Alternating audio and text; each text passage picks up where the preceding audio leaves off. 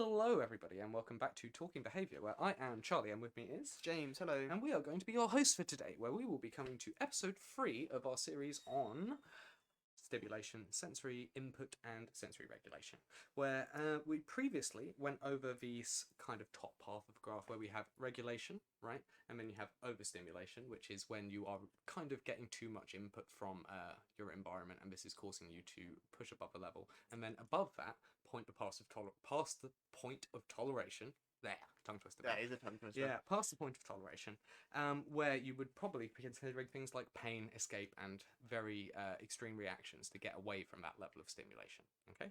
Today, what we're going to be doing is we're going down to the bottom part of that graph, where you start seeing understimulation, and then this deprivation at the bottom, where you're not really receiving any input at all. Okay. Yeah.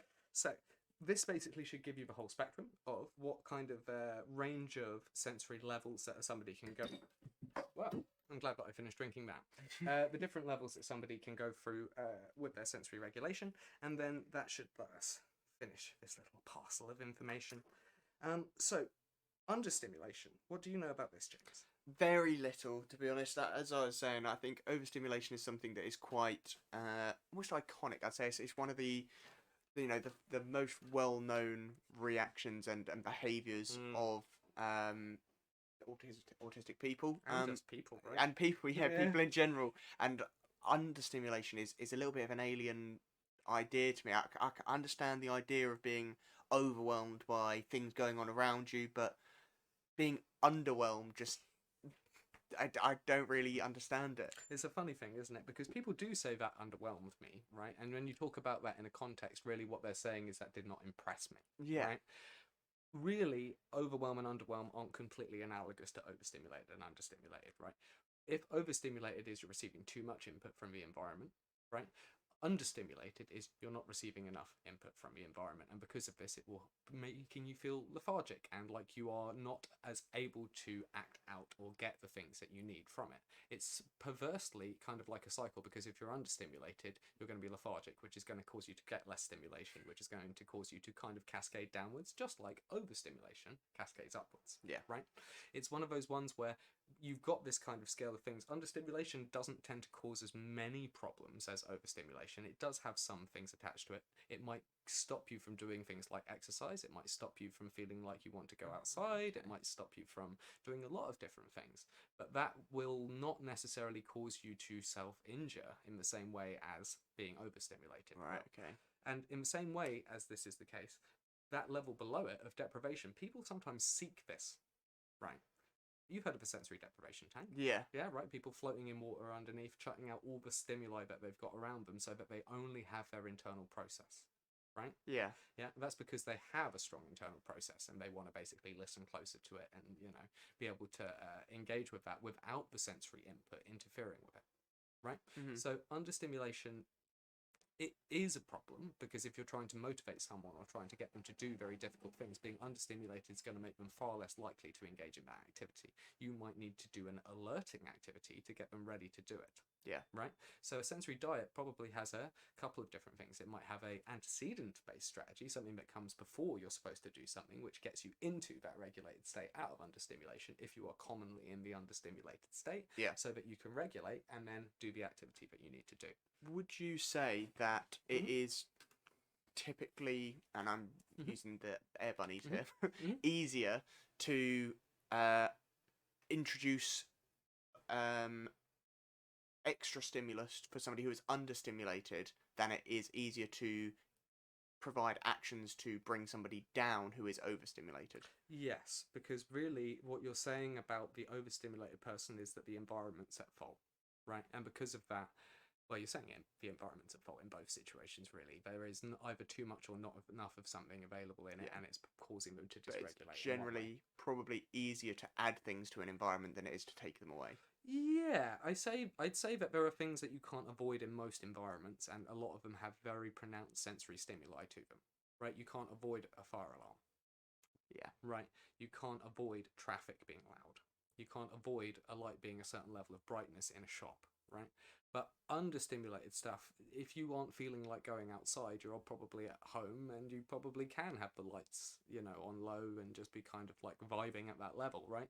And yeah, it is easier to deal with from my perception, but other people might say different because other people find it easier to kind of like regulate somebody down to the point where they're actually dealing with it like that.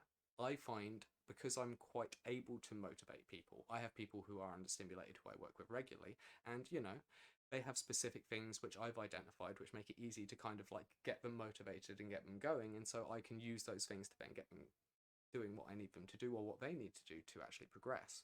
But I'm trained, right? And it might be that when someone's overstimulated in a home environment, the home is used to it, and so they're able to just do certain things that they always do to calm the person down. You often see this with parents actually being able to handle these situations. But when they're like not wanting to do anything, have no idea how to motivate them or get them out of it. Right? Yeah. So from my perspective, yes, absolutely easy for me to get someone motivated to get from understimulation into regulation and then going. What other people might say is like, how do you do that?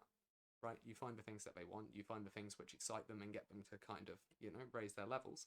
One person I have liked input from their hands, they receive lots of tactile input. And if you give them like high fives, like, quite a few in a short space of time, that's a lot of input, right? And that normally will kind of like wake him up a little bit and give you the ability to then channel that and then take him going forward, especially if you can then provide something else that he enjoys doing afterwards for doing it right. Yeah. If you lower the level of effort required to do something by repeatedly doing it until you're not bothered by it, right? Eventually you can do it even without the extra training stuff that you've got in there. This is important. You don't want to continue having the training wheels in there when somebody is able to run, because otherwise what happens when you take them away and someone's forgotten how to deal with They it? can't do it. Yeah, big problem. Especially with undergeneralization, right? When somebody is not able to easily do a trained behavior in an untrained situation. Yeah? Yeah. So yeah, understimulation, I would say easier, but other people might say very different. I would say a lot of the people who have sensory processing issues will go into both states at different times. It's the management of those processes, the recognition of when they're in the different states, and understanding the correct response to get them into the right state that is the challenge. Right? Yeah. And because you get very complex individuals when you are dealing with people with learning disabilities or working with complex needs institutions, this can basically mean that you need expert input to be able to do these things. But you probably have an overstimulated set of behaviors, and you you have mentioned previously, your level for regulation is just much wider than a person with a learning disability, autism, and a complex needs diagnosis. Yeah. But it's still there, and you still could get pushed over it, which would still make you overstimulated. And Yeah. if you got pushed further than that, you still get hurt. Right? It's just maybe it's not like being tapped on the back that causes you to get to that point. It's like somebody pushing you and you being like, hey, Yeah. Yeah. It's probably the best explanation I can give for that one, to be honest. Yeah, it works. Any questions on that, James? No, I don't think so. Not as of yet. Yeah, I think it's good. And basically, I think that gives a good understanding about what I'm talking about, right? You have this regulatory envelope of, in the middle, you've got the good things that you want to continue, and sometimes your environment will not allow you to actually stay in that state. You need to be ready for the point that you get pushed over or that you get pushed under, so that if you still need to do things that require that regulated state, you're ready to push yourself back in whichever direction you need to go. And then if you go too low, Yes. you are obviously we got to you got the Mhm. pain of death at the top end of, Sure, yeah. of the Yeah, overstimulated. death maiming, not enough to knock you out, but enough to... What is the... You've said it works differently with the understimulated. Yeah. So what is the lowest of the low? Well, we haven't got a situation where you won't receive any sense, right?